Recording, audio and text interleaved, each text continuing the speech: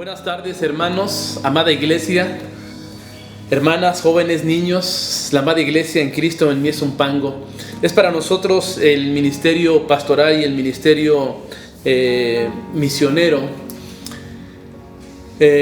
Transmitir, hermano, seguir enviando la palabra a través de estos medios. Y sin embargo, hermano, conocemos o entendemos que ya muchos de ustedes conocen el comunicado del gobierno del Estado de México, que a partir del 6 de julio pasamos a semáforo naranja en el Estado de México, donde se permite que los servicios religiosos retomen actividades al 30%.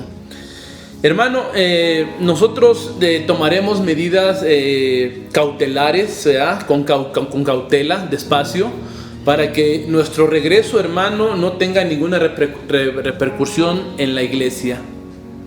De tal forma, mi hermano, que en esta semana, esta semana que viene, no lunes o martes, a más tardar el miércoles, estaremos avisando, mi hermano, la forma en la que la iglesia Mies Zumpango regresa a sus actividades y las medidas de prevención, las medidas sanitarias que estaremos implementando. Estamos también esforzándonos un poco en la economía para adquirir el termómetro infrarrojo, ¿verdad? Para cumplir con las normas que requiere el gobierno y está en el orden.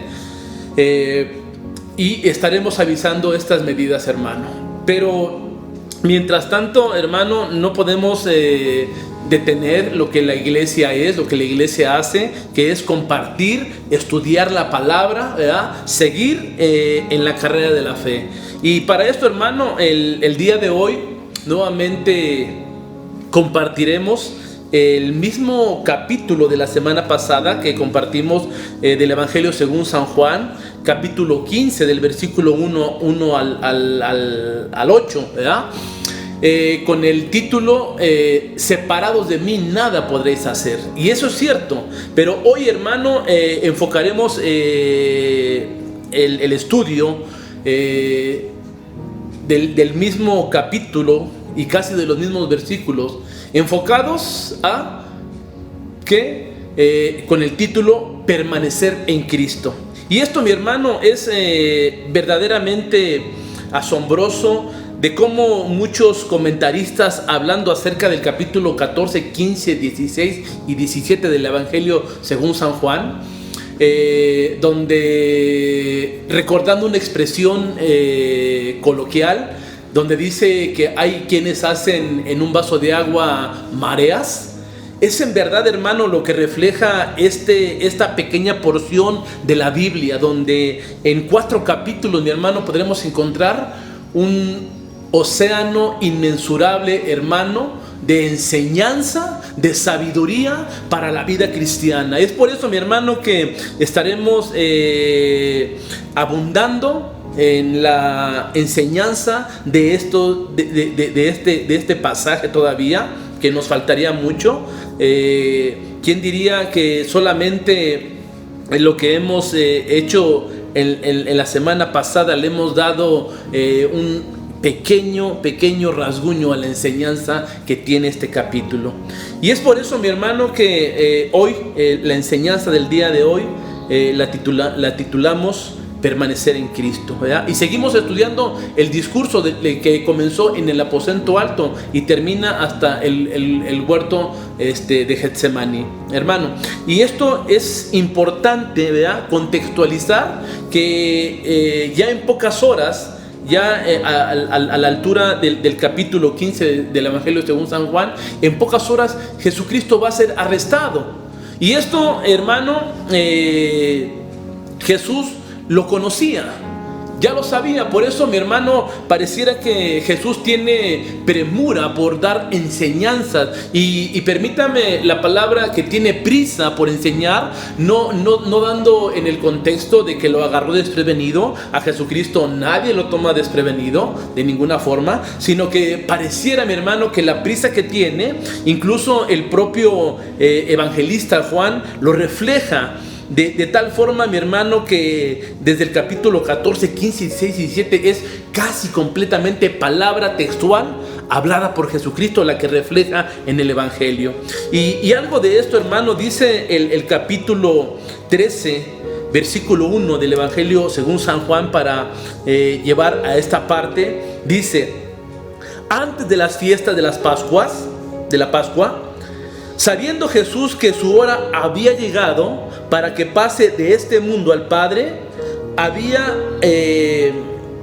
para que pase de este mundo al Padre, como había amado a los suyos que estaban en el mundo, los amó hasta el final. Jesús, hermano, desde el capítulo 13 entendemos que ya sabía que la hora se acercaba, por eso tenía premura, mi hermano, de reflejar el amor con el cual había amado completamente a los suyos hasta el fin. De tal forma, mi hermano, que las enseñanzas que Jesús está manifestando en estos capítulos, es cierto, mi hermano, que son de vital importancia, no solamente para los discípulos, sino para la naciente iglesia, mi hermano, porque en pocas horas el maestro ya no estaría, sino serían los discípulos los que estarían a cargo de manifestar al Padre y dar a conocer el reino de Jesucristo, hermano. Y yo quiero comentarle que usted en este momento, ¿verdad? Usted empieza a entender también por qué no solamente era de vital importancia en ese tiempo, sino es de vital importancia en este tiempo para nosotros, para la iglesia. Y lo quiero decir así, hermano, para la iglesia mía es un pango. Es de vital importancia que entendamos, mi hermano, la sabiduría que arroja estos capítulos y versículos, ¿verdad? Porque los que ahora debemos probar que somos los discípulos de Jesús. ¿Y cómo lo probamos? Dice Juan capítulo 15 versículo 8, ¿verdad? Dice así: en esto es glorificado mi Padre, en que llevéis frutos y seas así mis discípulos. La semana pasada, hermano, lo leímos igual textualmente de la versión, la nueva Biblia viva, ¿verdad? Y dice dice que así demostremos que somos sus discípulos. Por eso, mi hermano, estas enseñanzas del capítulo 15, hermano, son vitales para los que ahora la iglesia de hoy pueda manifestar al mundo y podamos, hermano, que dar a conocer al mundo que somos discípulos de Jesús, ¿verdad? Y hermano, cuando nosotros leemos estos pasajes, permítame leerlos, a donde vamos a fundamentar la enseñanza del día de hoy. Y le voy a leer, hermano, desde el versículo 5, aunque la enseñanza está fundamentada en el versículo 7 y 8 únicamente. Dice así, San Juan capítulo 15, versículo 5. Dice: yo soy la vid y vosotros los pámpanos. El que permanece en mí y yo en él, este lleva mucho fruto. Separados de mí nada podéis hacer. El que en mí no permanece será echado fuera como pámpano y se secará, y lo recogen y lo echan en el fuego y arden. Versículo 7 dice: si permanecéis en mí y mi palabra permanece en vosotros, pedid todo lo que queráis y os será hecho. En esto es glorificado mi Padre, en que llevéis mucho fruto y seáis así mis discípulos. Hermano, y la palabra reiterativa, ¿verdad? O lo que también comentamos la semana pasada, que el nivel de fruto que el Padre requiere para ser glorificado no es que llevemos fruto, ni más fruto, sino que llevemos mucho fruto, ¿vale? Y cuando yo pensaba en esta parte, mi hermano, ¿cómo es llevar mucho fruto, ¿verdad? Me enfocaba precisamente en el tiempo, ¿verdad? Entonces yo pensaba, para dar mucho fruto tendríamos que ocupar cada día para dar fruto. Pero esa misma reflexión, mi hermano, me llevó a entender que podríamos caer en un error de pensar que cada día tendría que dar un fruto y eso sería para gloria del Padre.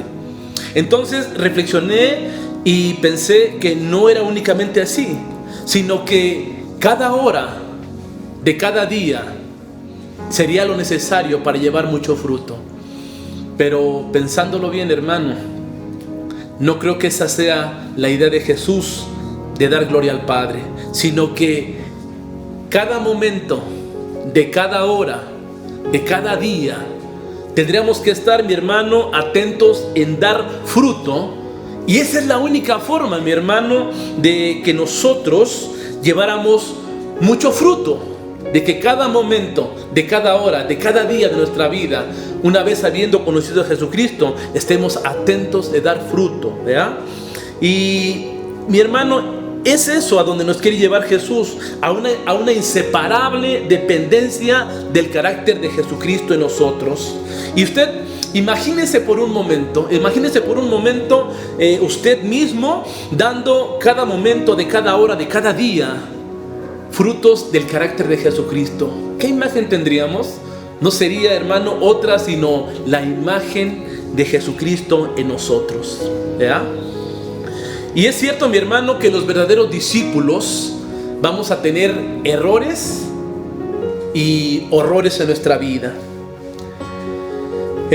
Pero ni eso, mi hermano, debe ser motivo para el desaliento, porque el Padre es quien nos capacita, ¿verdad? Ya lo habíamos leído en la semana pasada, Juan capítulo 15, versículo 2, dice así.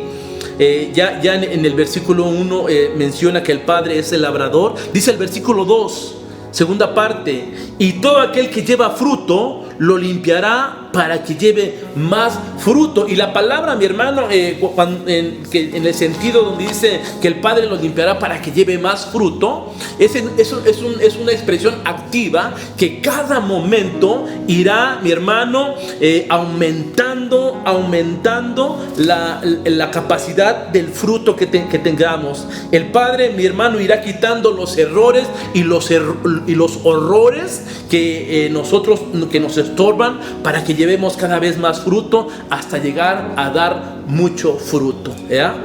Y esto, mi hermano, ¿en qué se traduce? Se traduce, mi hermano, en un corazón renovado, ¿verdad? Y cuando hablamos de corazón, mi hermano, hablamos el lugar donde se encuentra nuestro intelecto, sentimientos, emociones, decisiones y conductas, ¿verdad? Conductas transformadas. Mis sentimientos, como los de Jesús, me emociona lo que a Jesús le emociona, y tomo decisiones como Jesús las tomaría, y mi conducta cada día es más parecida a la de Jesús. Y hermano, no somos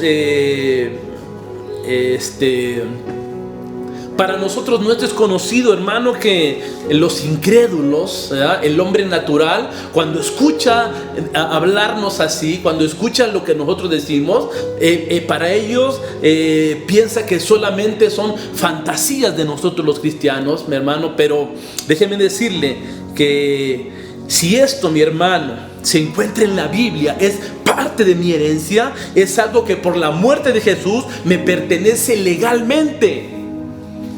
O a menos, mi hermano, de que nos estemos moviendo con el espíritu de Esaú, a sabiendas de que le pertenecía la primogenitura, legalmente le pertenecía la primogenitura, ni la procuraba ni la apreciaba, incluso la menospreció. Por eso Jesús, mi hermano, nos enseña que nos debemos de mover con el espíritu de Jacob, aun cuando la primogenitura no le pertenecía, la procuró con hechos, la apreció y recibió la bendición.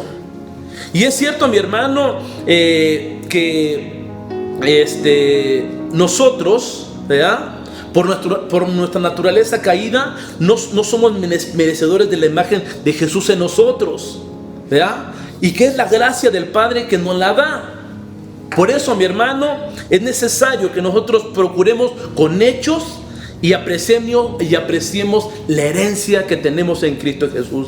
Esta, mi hermano, era una de las oraciones de Pablo, que los efesios dieran ese fruto. Yo quiero llevarlos a que revisemos Efesios capítulo 3, mi hermano, donde estudiaremos esta parte. Efesios capítulo 3, versículo 14.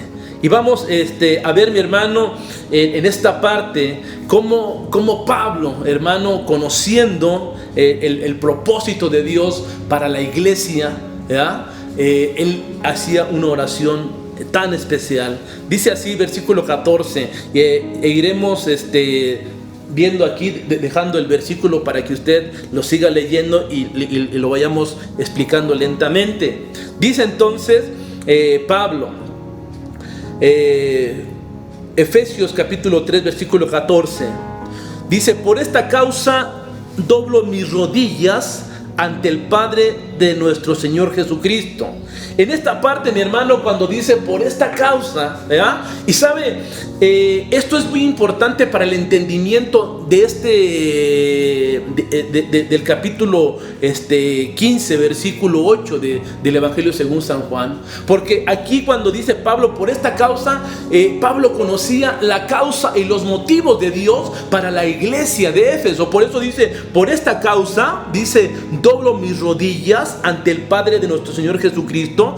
Y hermano, muchos comentaristas que hablan acerca de este pasaje, Efesios 3:14, hermano, de este pasaje donde Salomón, este pasaje tiene mucha similitud, hermano, al pasaje donde Salomón dedica el templo a Dios.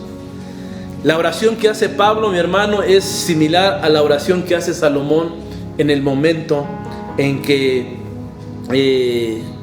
hace una oración para dedicar el templo a Dios. Y la parte, hermano, donde habla acerca doblo mis rodillas, también a lo largo de la Biblia vamos a ver muchos que doblan rodillas, pero en este tiempo también era muy recurrente que orasen de forma de pie y con las manos levantadas. Pero dice Pablo en esta parte: por esta causa doblo mis rodillas. ¿Ante quién? Dice, ante el Padre de nuestro Señor Jesucristo, ¿ya? Conociendo Pablo primeramente la causa de Dios y conociendo ante quién está pidiendo y lo que está pidiendo, porque más adelante también hace alguna referencia a las medidas, como haciendo alusión a las medidas del templo.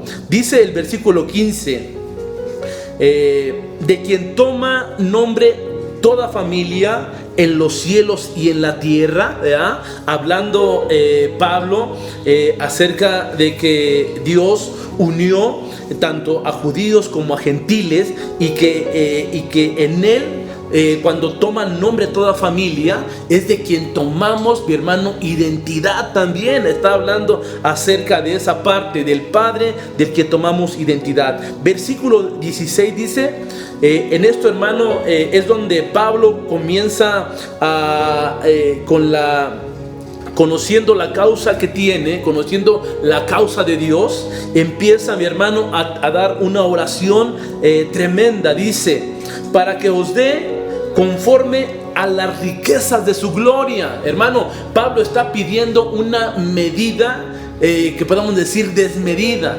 Dice, para que os dé conforme, vea, con respecto, ¿cómo podríamos decir? Equivalente a la medida de la riqueza de su gloria.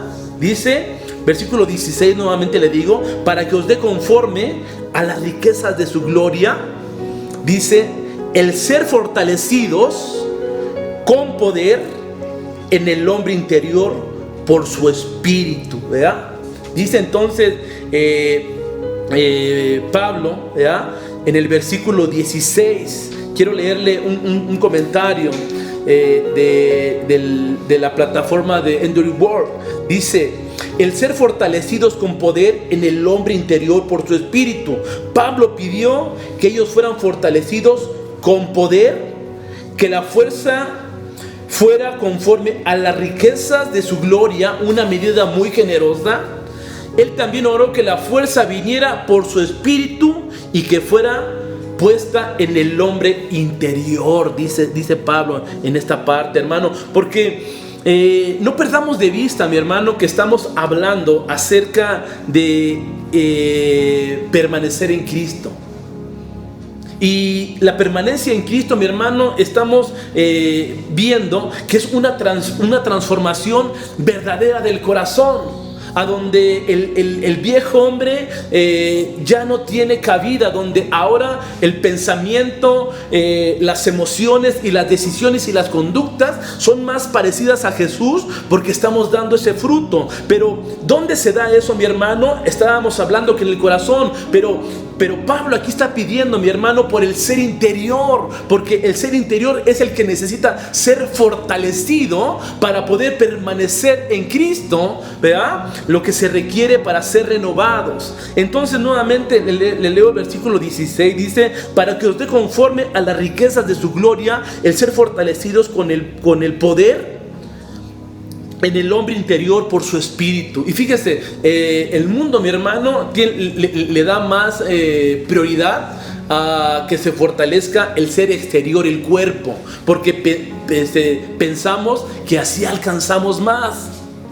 Pero Pablo, mi hermano, para alcanzar los propósitos espirituales y celestiales, dice que ora por el hombre interior, porque ahí, mi hermano, es a donde va a haber la transformación del ser humano, y el poder, ¿verdad?, que es transmitido por el Espíritu Santo, es el poder que nos va a dar, hermano, la capacidad de resistir adheridos a Jesucristo. Sigue diciendo Pablo, dice: para que habite Cristo por la fe en vuestros corazones, a fin de que arraigados y cimentados en amor. ¿Ya? Y esta palabra, mi hermano, del versículo 17 dice: para que habite, ¿ya?, para que habite Cristo en nuestros corazones. Es una palabra, mi hermano, muy importante para entender este versículo. Tiene la idea, mi hermano, de asentarse en un lugar y convertir en una habitación permanente, ¿verdad? Cuando dice para que habite Cristo, dice que es una acción para que vaya transformando esa habitación de tiempo en tiempo, ¿verdad? Porque usa, mi hermano, la antigua palabra griega para un hogar permanente. Jesús quiere asentarse en tu corazón, no solamente visitarlo, mi hermano, como un forastero, sino habitar completamente ahí, ¿verdad? Para que cada día, ¿verdad?, Cristo se sienta más cómodamente en la habitación del corazón, ¿verdad? Y yo, hermano, recordando esta parte de que cuando Pablo anuncia para que habite, ¿verdad?, y que esto nos demuestra que Cristo, cuando entra a nuestro corazón, mi hermano, encuentra un lugar escaso de comodidad para Él, escaso de condiciones para que Él habite, porque cuando el Señor nos alcanza, hermano, empieza a ser transformado. Lo que dice Juan capítulo 15:2, que el Padre a los que llevamos fruto nos limpiará para que llevemos más fruto. Tiene el mismo sentido cuando dice para que Cristo habite. Cuando Cristo encuentra nuestro corazón, mi hermano, ya le digo yo que lo encuentra no en las condiciones, pero Él empieza a acomodar nuestro corazón para que Él se sienta cada vez más confortable y tenga mayor acción en nuestro corazón. Y le decía yo que yo recuerdo cuando Angie y yo nos casamos, un tiempo vivimos en una casa que no era nuestra, pero Dios nos permitió adquirir una que era ya casa propia, ¿verdad? Y yo me adelanté un poco, mi hermano, para que esa casa tuviera un poco las condiciones, porque recuerdo cuando Angie vimos esa casa por primera vez, me dijo: esta casa es inhabitable, no tiene las condiciones para habitarla. Entonces, movido yo en eso, me fui, empecé a limpiar la casa, a pintarle, a hacerle algunas adecuaciones en lo eléctrico, en la cuestión del agua, ¿verdad? De tal forma, mi hermano, que día a día esa casa iba tomando mejores condiciones para habitarla. Pero aún, mi hermano, aún cuando yo terminé de hacer todos los arreglos físicos, ¿verdad?, y de mantenimiento que se podrían, no parecía una casa completamente. No fue, mi hermano, sino hasta en el tiempo en que nos mudamos a esa casa, ¿verdad?, que Angie empezó a acomodar los muebles, acomodar los cuadros, acomodar las cosas, que cada día que yo regresaba del trabajo, hermano, esa casa me parecía cada día más confortable, cada día con más comodidad para habitarla. Y eso, mi hermano, es exactamente lo que dice Jesucristo: para que habite Cristo por la fe en vuestros corazones. Ya hablábamos, el corazón, mi hermano, es el lugar de nuestro intelecto, emociones, ¿verdad?, decisiones y conductas. Entonces, cuando Cristo, mi hermano, encuentra nuestro corazón no habitable y Él empieza a habitar por la fe en esto, hermano, Él empezará a acomodar ese corazón. ¿Para qué? Para que cada día, mi hermano, Cristo habite más cómodamente en Él. Y fíjese lo que dice entonces. Dice, versículo 17 nuevamente: para que habite Cristo por la fe en vuestros corazones, a fin de que, arraigados y cimentados en amor, ¿verdad?, dos palabras, arraigados y cimentados. Arraigados es, hermano, la palabra que anuncia la raíz del árbol buscando el agua, y aún cuando encuentra roca se adhiere a la roca, ¿verdad? Esa es una forma de arraigado. Dice, y cimentados, el cimiento de hormigón, de cemento, que requiere un edificio para estar estable. No únicamente arraigados, sino, dice Pablo, estables, ¿verdad? Entonces, cuando nosotros leemos el versículo, teniendo en anticipadamente la forma en la que quiere demostrar la palabra que habite, y lo demás lo leemos de forma diferente. Entonces dice: para que habite Cristo por la fe en vuestros corazones, a fin de que, arraigados y cimentados en amor. Versículo 18, fíjese, dice: seáis plenamente capaces, ¿verdad? Esto, hermano, cuando Cristo habita en nuestro corazón y va acomodando el corazón en dirección a su carácter de Cristo, nos va dando una capacidad, sí, en lo externo, mi hermano. Dice 18: seáis plenamente capaces de comprender con todos los santos cuál sea la anchura, la longitud, la profundidad y la altura, ¿verdad? Y dice 19: y de conocer el amor de Cristo, ¿verdad? Yo sé, mi hermano, que las matemáticas a muchos no se nos dan, ¿verdad? Pero aquí habla, hermano, acerca de una geometría espiritual, de una geometría del corazón de Dios, porque habla de medidas, ¿verdad? Habla acerca, dice, de ancho, de largo, de profundo y de altura, es esta parte, ¿verdad? Y dice, y de conocer el amor. Entonces nos está diciendo la parte cuando Cristo habita en nuestro corazón y empieza a acomodar esa habitación para Él, empieza, mi hermano, a hacernos capaces de comprender la medida del corazón de Dios, que más adelante dice que es que excede a todo conocimiento. Aun cuando nosotros queramos pensar que el corazón de Dios, a través de la altura, anchura, profundidad y altura, puede ser medido por lo que dice aquí, hermano, dice que excede a todo conocimiento, que no hay conocimiento que pueda entenderlo.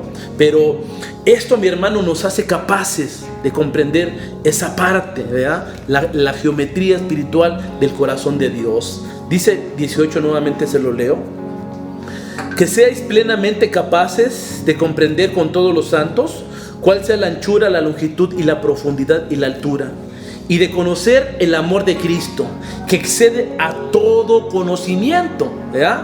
Pero, hermano, cuando dice que seamos capaces, aun cuando no logremos entender completamente las medidas del corazón de Dios, hermano, va a haber en el corazón del ser humano una directriz que puede conocer. Que el corazón de Cristo, mi hermano, es tan ancho que abarca todo mi pecado.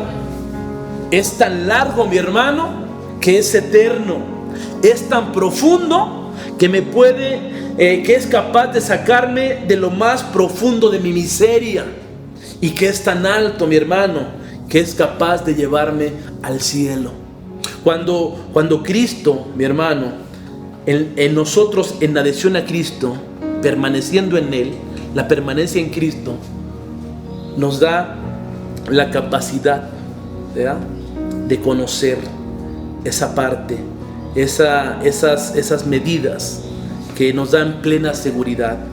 Y dice, nuevamente leo el versículo 19, que es a donde tiene un paralelismo con lo que estamos estudiando. Dice: y de conocer el amor de Cristo, que excede a todo conocimiento, para que seáis llenos de toda la plenitud de Dios. ¿Y sabe cuál es la plenitud de Dios? Como cuál es la gloria de Dios. La gloria de Dios, dijimos la semana pasada, que es Cristo. La plenitud de Dios, mi hermano, es completamente Cristo. Entonces dice la última parte del versículo 19, dice: para que seáis llenos de toda plenitud de Dios, que es Jesucristo.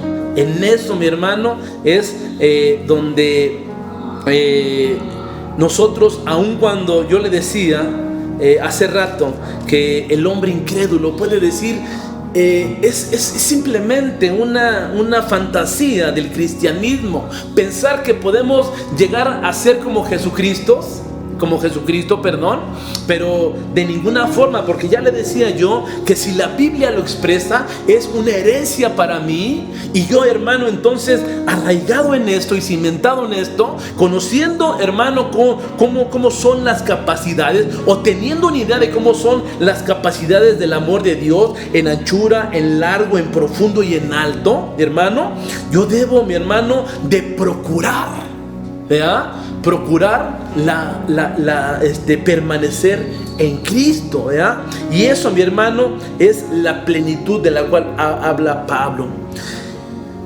De igual forma, mi hermano, el resultado de permanecer en Cristo trae consigo no solo el carácter de Cristo en nosotros, sino también trae promesa, seguridad y confianza, que estos son, hermano, para el creyente. Dice aquí, nuevamente leemos, regresamos al Evangelio según San Juan, capítulo 15, versículo 7, donde estamos estudiando. Y dice así: si permanecéis en mí y mi palabra permanece en vosotros. Primeramente nos enseña, mi hermano, que es equiparable, que es equivalente. Permanecer en Cristo y permanecer en su palabra, mi hermano, son equivalentes, ¿verdad? Y un comentario acerca de esta equivalencia de John Piper dice así: el permanecer en Cristo es equivalente a permanecer en su palabra. Si permanecemos, mi hermano, en su palabra, su perspectiva permanece en nosotros, sus prioridades permanecen en nosotros, sus principios permanecen en nosotros, los principios de Jesús, sus promesas permanecen en nosotros y sus mandamientos permanecen en nosotros. En simples palabras, mi hermano, cuando la palabra de Cristo permanece en nosotros, el carácter de Cristo permanece en nosotros. Pero fíjese en esto, hermano, añade a esta declaración una promesa. Dice así, nuevamente le leo, versículo 7: si permanecéis en mí y mis palabras permanecen en vosotros, pedid todo lo que queráis y os será hecho. Hermano, Pablo estará enseñando que si permanecemos en Cristo podemos pedir cualquier cosa y será hecho. Podemos pedir un capricho, un lujo, y nos será hecho. Hermano, no, de ninguna manera. No es la enseñanza que está dando Pablo, que si nosotros permanecemos en Cristo podemos pedir cualquier cosa y nos será hecho. De ninguna forma. Escuche esto. Santiago capítulo 4 versículo 3 nos enseña cuál es la referencia que está enseñando Pablo en esta parte. Dice así: pedís y no recibís, porque pedís mal, porque dice, nuevamente dice: pedid y no recibís porque pedís mal, para gastar en vuestros deleites. Entonces dice aquí Santiago, hermano, sumando a lo que dice Pablo, que pedimos y no recibimos. ¿Por qué no recibimos? Porque pedimos mal. Pero entonces, ¿cómo cierra la palabra donde dice Juan aquí que si permanecemos en Cristo y su palabra permanece en nosotros, que podemos pedir todo lo que queramos y nos será hecho? Y tiene esta perspectiva, mi hermano: cuando la palabra de Cristo permanece en nosotros, nosotros vamos a pedir conforme al corazón de Cristo. Vamos a pedir conforme a las prioridades de Cristo. Vamos a pedir conforme a la agenda de Cristo. Y vamos a pedir conforme al amor de Cristo por la iglesia, hermano. Y entonces es ahí, hermano, donde recibimos la promesa de oraciones contestadas, lo que dice Juan en el 7. Si permanecéis en mí y mi palabra permanece en vosotros, pedid todo lo que queráis y os será hecho. Porque cuando permanecemos en Cristo, mi hermano, todo lo que pedimos será conforme el carácter de Cristo. Y no pediremos para deleites propios, sino pediremos, hermano, para el reino. Es lo que enseña esta parte. Dice Juan capítulo 15, versículo 6: el que en mí no permanece será echado fuera como pámpano y se secará, y lo recogen y lo echan en el fuego y arden. ¿Ya? En esta parte, mi hermano, dice también versículo 14, Juan capítulo 14, versículo 13, dice así: y todo lo que pidieren al Padre, que dice, en mi nombre, lo hará, para que el Padre sea glorificado en el Hijo. Ya sabíamos, mi hermano, que teníamos que pedir en el nombre de Cristo. Pero exactamente, mi hermano, ¿qué es pedir en el nombre de Cristo? ¿Verdad? Y yo quiero citar, mi hermano, algo que dice el pastor Sugel Mitchell, ¿verdad? Dice que no es simplemente añadir la oración o como un mantra al final de nuestras oraciones para que el Padre nos lo dé. De ninguna manera, hermano. Pedir en el nombre de Cristo, mi hermano, cuando el hombre está lleno de la plenitud de Cristo, pide en el nombre de Cristo con la autoridad de Cristo, ¿verdad? Juan 16, 23 y 24 dice así, déjenme leerlo: en aquel día no me preguntaréis nada, de cierto os digo que todo cuanto pidáis al Padre en mi nombre, os lo dará. Hasta ahora nada habéis pedido en mi nombre. Pedid y recibiréis, para que vuestro gozo sea cumplido. ¿Qué está diciendo, hermano? Sigue hablando Juan acerca del mismo tema, que el gozo que es para Jesucristo es el mismo gozo que nosotros tendremos. ¿Por qué? Porque nuestra adhesión a Jesucristo, mi hermano, es tan íntima, ¿verdad? Que las prioridades de Jesús son nuestras propias prioridades. Lo que es el gozo para Jesucristo es el gozo para nosotros, ¿verdad? Y eso, hermano, me llevaba a reflexionar el día de ayer. ¿Cuánto tiempo en verdad estuvimos pidiendo porque se abriera la obra en Zumpango? Sin conocer lugar, sin conocer a nadie de ustedes, ¿verdad? Estuvo orando la iglesia Mies Zumpango por la obra que se abría en Zumpango. Aquí en Prado se oraba porque se abría la obra en Zumpango. Y hermano, orábamos en el nombre de Jesucristo, porque sabíamos, mi hermano, o como dice Pablo, ¿verdad? Por esta causa doblo mis rodillas, porque conocíamos, mi hermano, la causa del Padre, que la causa del Padre es que el reino se extienda cada día, cada momento, y sabíamos, mi hermano, que en Zumpango se abriría la obra. Lo segundo que yo te decía, porque yo te decía que la adhesión a Jesucristo iba a producir en nosotros, mi hermano, promesa, que ya vimos la promesa que son oraciones contestadas. Y lo segundo que produce, mi hermano, es seguridad. ¿Seguridad de qué, mi hermano? Seguridad o la certeza de la salvación, ¿verdad? Dice Juan capítulo 15, versículo 8, dice: en esto es glorificado mi Padre. Dice así: en esto es glorificado mi Padre, en que llevéis mucho fruto y seáis así mis discípulos, ¿verdad? Ya lo habíamos explicado, hermano, este versículo de sobremanera, pero de aquí, mi hermano, es a donde se desprende la idea de que la adhesión a Jesucristo, hermano, trae como consecuencia una certeza de salvación, ¿verdad? Y yo sé, mi hermano, que los frutos no son los que salvan, ¿verdad? Porque conocemos, mi hermano, que la salvación no es por obras, sino por fe. Pero de igual forma, mi hermano, conocemos, ¿verdad?, que la nueva vida que hay en nosotros, en mí, nos lleva a hacer obras y a dar frutos, ¿verdad? Y esta parte, ¿verdad?, dice: en esto glorifica a mi Padre, en que llevéis mucho fruto y así seáis mis discípulos. El fruto, hermano, yo le decía que los frutos no son los que salvan, sino somos salvados por fe. Entonces, la reflexión que hace aquí Juan, de que hay una plena certeza de la salvación, que aquel que es salvo, hermano, por la fe, va a empezar a producir frutos. Y estos frutos, mi hermano, son los que nos dan la certeza completa de que somos salvos. Y eso, mi hermano, es un conocimiento que en ciertos hermanos hay una incertidumbre si son salvos o no son salvos. Recuerdo la frase de un pastor que dice: hay muchos que llegarán al cielo con inseguridad, y hay muchos que no llegarán al cielo con tanta seguridad.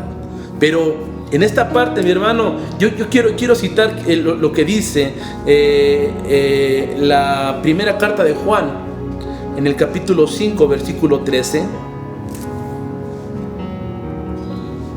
Dice así: estas cosas os escribo a vosotros que creéis en el nombre del Hijo de Dios, para que sepáis que tenéis vida eterna, y para que creéis en el nombre del Hijo de Dios.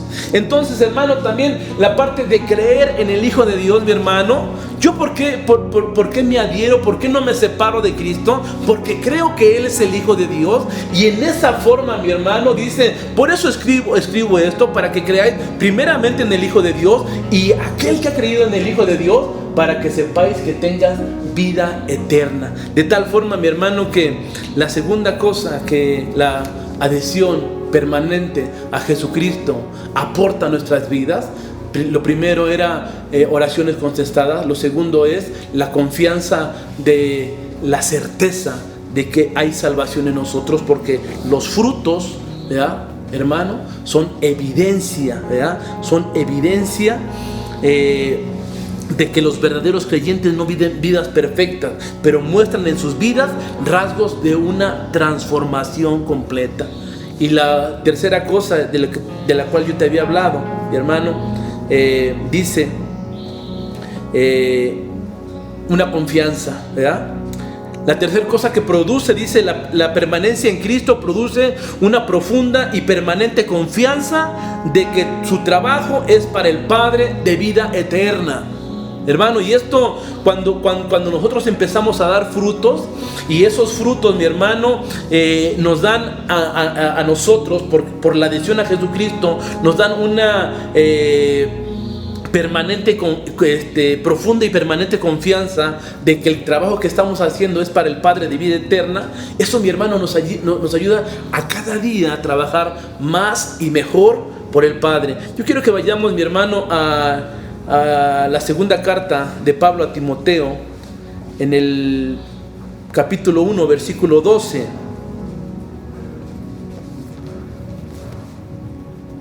Dice así: por lo cual asimismo padezco esto, pero no me avergüenzo, porque yo sé a quién he creído, y estoy seguro que es poderoso para guardar mi depósito para aquel día.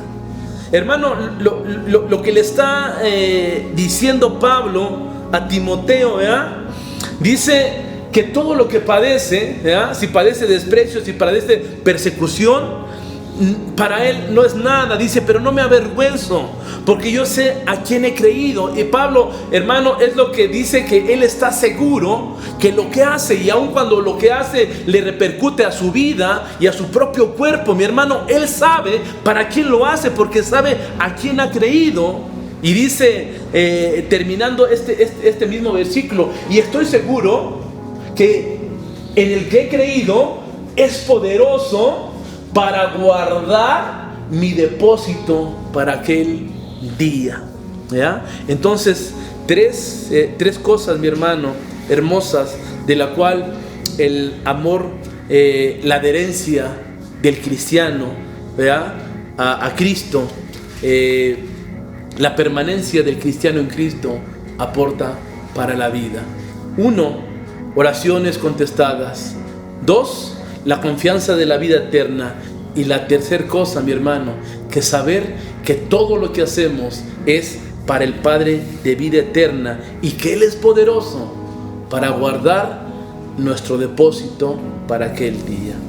Y hermano, es así como abordamos otra perspectiva de la enseñanza que el apóstol Juan habla para nuestras vidas en el capítulo 15. Y hermano, yo quiero terminar con una oración, ¿verdad? Para que el Padre nos fortalezca en el hombre interior, para que así Cristo habite en nuestros corazones por la fe, y podamos comprender esa dimensión del amor de Dios, que podamos nosotros tener y dar fruto y tener el carácter de Cristo.